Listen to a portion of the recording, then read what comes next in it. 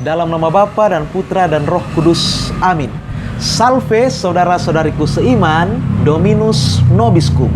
Jumpa lagi kita di Abkat Apologetika Singkat, tentunya bersama dengan kami, Komsos Christi Regis, maju. Saudara-saudariku seiman, tak terasa bulan perenungan akan kitab suci secara bersama yang kita lakukan telah berlalu pada bulan September. Hal mana pula pada bulan yang lalu itu, gereja melalui hierarki nasional kita, yakni KWI, mendorong kita, umat gereja Katolik se-Indonesia, untuk menghayati secara lebih dalam tentang kebenaran akan Allah pencipta kita, sang sumber pengharapan hidup baru.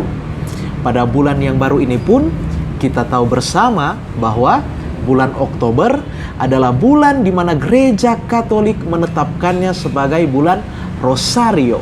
Dan bulan Rosario identik dengan Bunda Maria. Hal itu dimaksudkan untuk mengenangkan mujizat yang terjadi berkat doa Rosario yang dikumandangkan oleh Bapa Suci Paus Pius ke-5 bersama dengan segenap umat beriman Katolik pada tanggal 7 Oktober tahun 1571 atas intensi kemenangan pasukan salib terhadap serangan dari pasukan Kesultanan Turki dalam pertempuran laut di Lepanto. Atas mukjizat kemenangan yang gemilang itulah, Bapa Suci kita, Paus Pius ke-5, menetapkan peringatan Rosario dalam perayaan Ekaristi setiap tanggal 7 Oktober. Penetapan ini diteruskan oleh penggantinya, yakni Bapa Suci Paus Gregorius ke-13, dengan menetapkan 7 Oktober tersebut sebagai Hari Raya Rosario Suci. Itulah sebabnya kita umat beriman senantiasa berkumpul dan berdevosi di setiap bulan ini atau pada setiap bulan Oktober.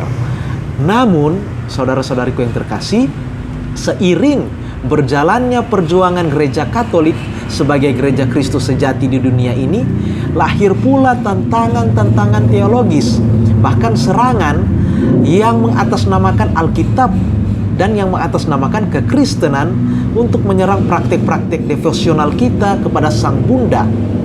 Segala penghormatan dan pengajaran kita tentang Sang Perawan yang memberikan fisik jasmani kepada Sang Firman yang berinkarnasi dipandang oleh serangan ini sebagai melebih-lebihkan status dari Sang Bunda Maria agar ia setara atau seperti Allah sendiri. Model serangan yang masih subur hingga sekarang ini ialah secara umum tampil lewat 3 tuduhan berikut ini. Pertama, adanya tuduhan yang menyatakan bahwa Maria sungguh dijadikan objek doa oleh gereja Katolik. Tuduhan ini meyakini bahwa kita, orang Katolik, menganggap kalau berdoa kepada Bunda Maria, doa tersebut lebih cepat dikabulkan daripada jika kita berdoa langsung kepada Allah atau kepada Tuhan Yesus.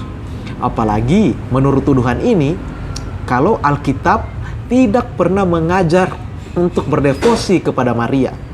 Rasul-rasul pun menurut tuduhan ini tidak juga pernah berdoa kepada Bunda Maria atau meminta sesuatu kepadanya. Doa menurut tuduhan ini hanya boleh ditujukan kepada Allah semata. Bunda Maria harus menjadi Allah yang Maha Tahu terlebih dahulu untuk dapat bisa mendengar doa-doa orang Katolik yang begitu banyak jumlahnya. Menurut tuduhan ini, Maria harus menjadi Allah yang Maha Kuasa untuk mengabulkan doa-doa yang kita sampaikan. Dengan begitu, gereja Katolik menurut tuduhan ini telah menaikkan status Sang Bunda sebagai ilahi, sehingga kita sudah menyembah Bunda Maria sebagai Allah.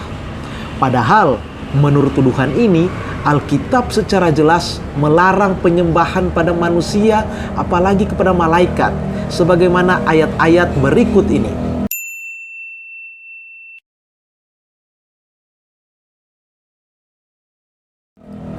Selanjutnya, kedua, adanya tuduhan yang mengatakan bahwa doa-doa, devosi, serta penghormatan Katolik kepada Sang Bunda itu telah menggantikan kecukupan dan kekhususan dari Tuhan dan Juru Selamat kita Yesus Kristus sebagai satu-satunya pengantara antara kita manusia dengan Allah.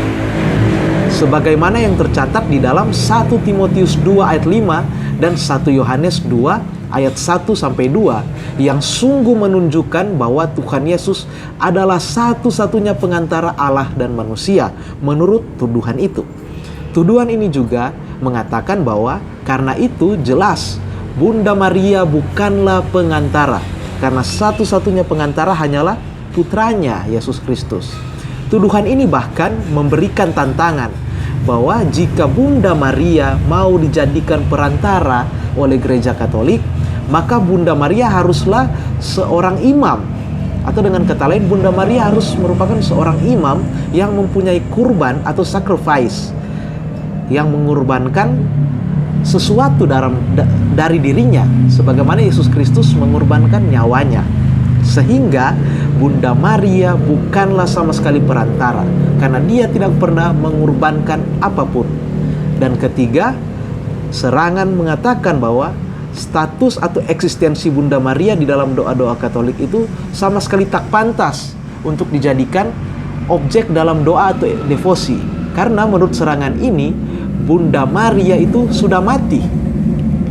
Menurut serangan ini, Gereja Katolik sering mendasarkan doa Salam Maria dari ayat-ayat kitab suci, khususnya di dalam Lukas 1 ayat 28 dan juga Lukas 1 ayat 42 yang merupakan gabungan dari salam malaikat Gabriel dan salam Elizabeth kepada Bunda Maria.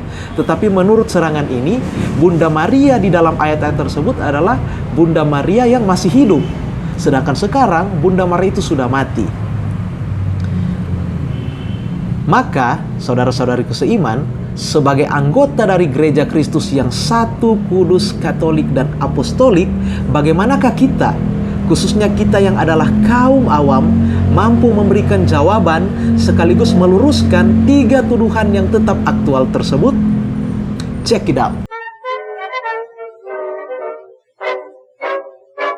Pertama-tama, patut untuk kita tegaskan sekali lagi, khususnya kepada sesama kaum awam kita, awam Katolik, sangat perlu untuk kita sadari bersama dan ingat dengan penuh penghayatan akan status istimewa dari gereja yang kita anut dan ikuti ini, yakni Gereja Katolik. Bahwa Gereja Katolik adalah satu-satunya gereja yang Kristus dirikan di atas Rasul Petrus, sang batu karang, yang mana kitab suci sendiri telah memberikan kesaksian dan kebenaran ini.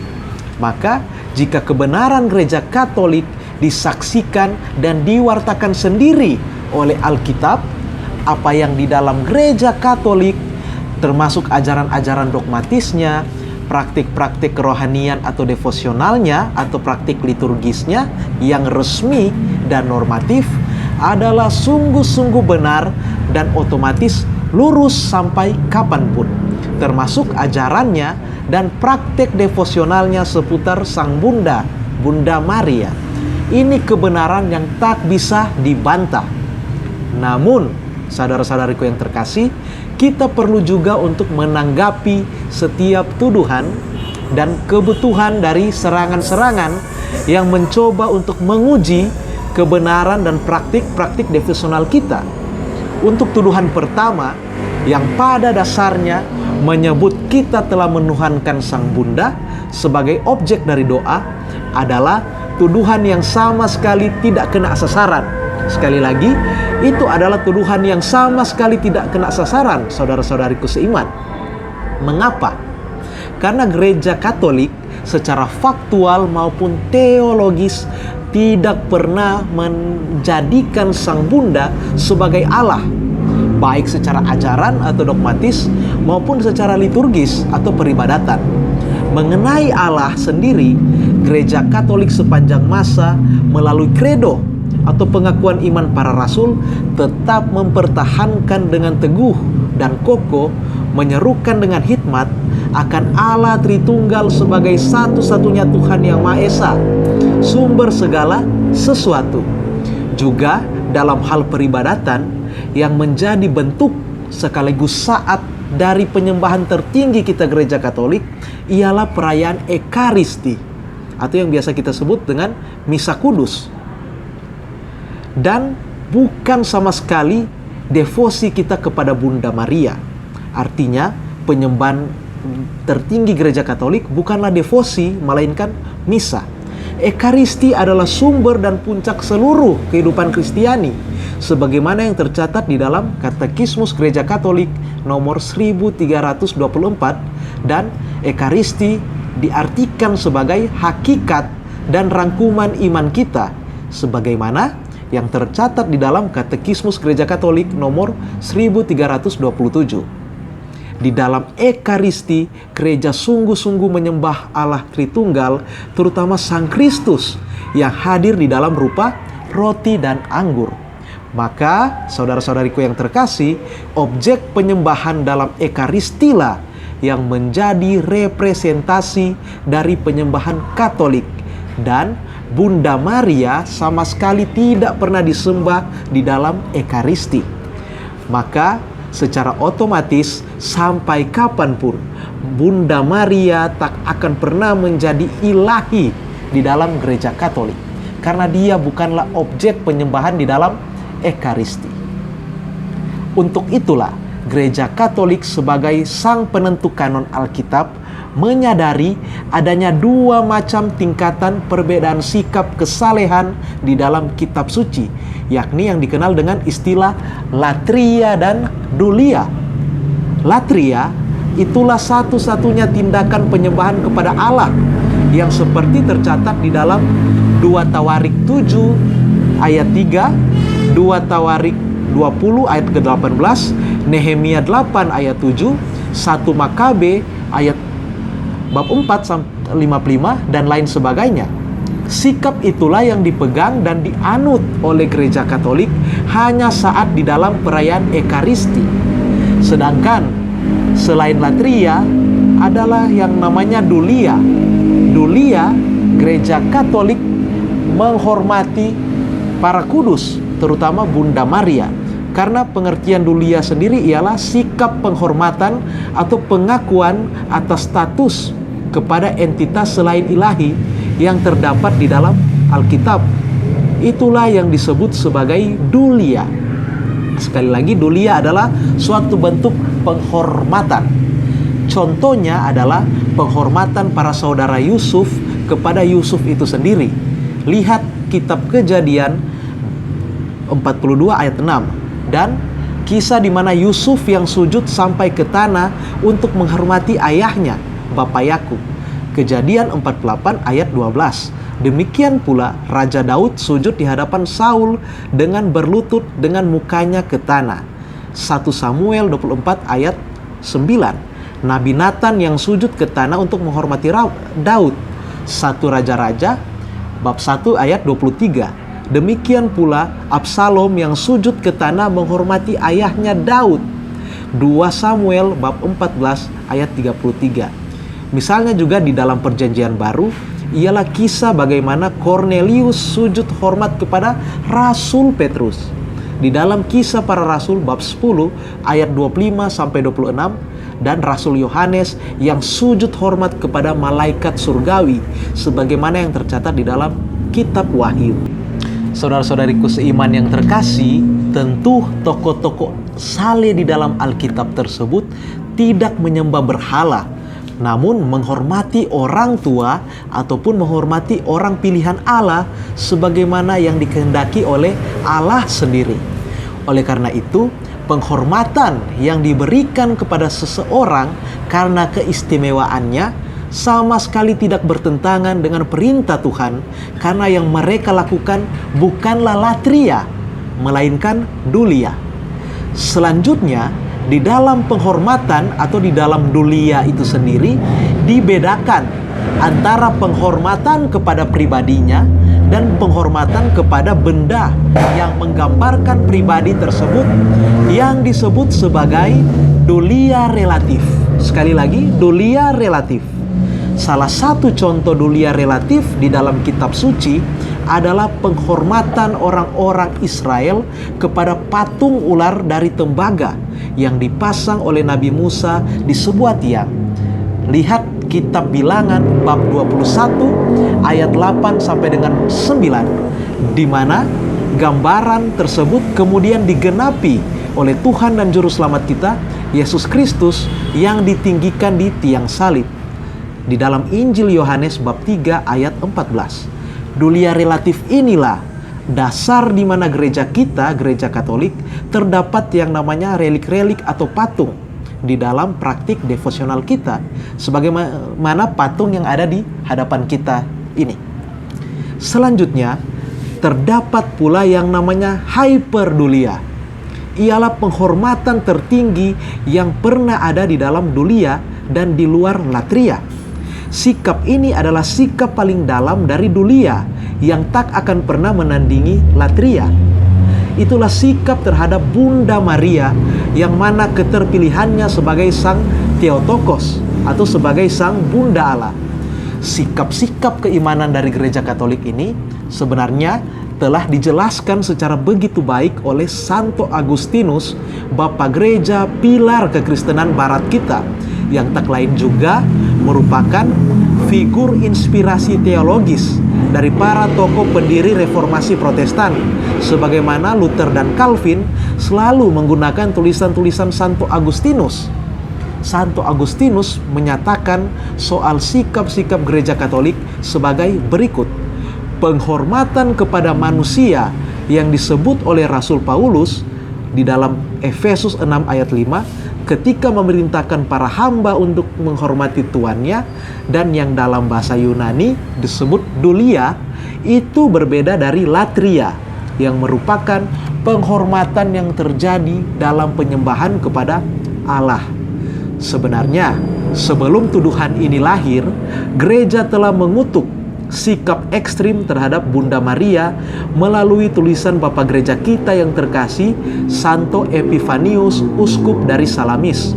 Santo Epifanius telah melawan dua ajaran bid'ah yang salah kaprah tentang Sang Theotokos, yakni ajaran sesat kolidirianisme yang menuhankan Bunda Maria, sekaligus kepada ajaran antidikomaриanisme, ajaran yang menolak sekaligus merendahkan Sang Bunda. Terhadap dua ajaran sesat atau ajaran menyimpang itu, Bapak Gereja Santo Epifanius, uskup Salamis, memberikan pengajaran gereja Katolik seperti ini. Sekarang tubuh Bunda Maria memang adalah suci, tetapi itu bukanlah Allah. Perawan atau Maria memang adalah seorang perawan dan dihormati, tetapi ia, Maria, tidak diberikan bagi kita untuk disembah, melainkan ia, Maria, sendiri menyembah Dia, Sang Firman atau Sang Putra yang lahir dalam daging darinya, dari Maria. Menghormati Maria, tetapi hendaklah Sang Bapa, Sang Putra, dan Sang Roh Kudus disembah. Hendaklah tidak seorang pun menyembah Maria. Sekalipun Maria adalah tercantik dan kudus dan terhormat, tetapi ia, Maria, ada tidak untuk disembah. Selanjutnya, bagaimana mengenai tuduhan kedua yang pada intinya mau mengatakan bahwa praktik atau penghormatan kita kepada Sang Bunda, terutama melalui devosi, itu sudah menggeser status kemutlakan atau kecukupan Tuhan Yesus Kristus sebagai satu-satunya pengantara. Dan juga tuduhan ketiga yang pada dasarnya mengatakan bahwa segala devosi dan penghormatan yang dilakukan oleh gereja Katolik itu sia-sia belaka meskipun memiliki dasar Alkitab, karena itu diarahkan kepada seseorang yang sudah mati. Lantas bagaimanakah kita, umat awam Katolik, dapat memberikan jawaban atau tanggapan mengenai dua tuduhan tersebut? Mengenai tanggapan tentang tuduhan itu, kita akan jawab pada video kita selanjutnya. Sekian dulu untuk tanggapan kami kepada tuduhan yang pertama. Salam Abkat, mari kita bela iman kita. Salam Maria, penuh rahmat Tuhan sertamu, terpujilah engkau di antara wanita, dan terpujilah buah tubuhmu Yesus. Santa Maria Bunda Allah, doakanlah kami yang berdosa ini, sekarang dan waktu kami mati. Amin. Dalam nama Bapa dan Putra dan Roh Kudus. Amin.